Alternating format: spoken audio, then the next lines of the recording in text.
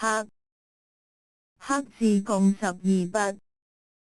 第一筆豎，第二筆橫接，第三筆橫，第四筆點，第五筆點二，第六筆橫撇，第七筆撇，第八筆橫撇，第九筆捺，第十筆豎，第11筆橫接，第12筆橫。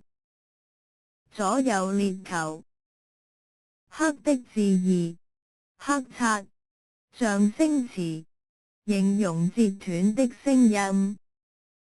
象聲詞，黑的一聲，把樹枝截成兩截。黑的詞性分類解釋，名詞。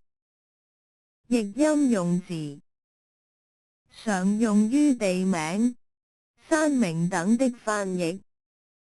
如喀麥隆、巴顏克拉山。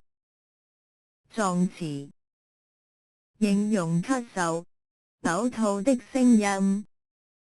列子，說乎，兩手據地而勾之，不出，赫赫然睡服而死。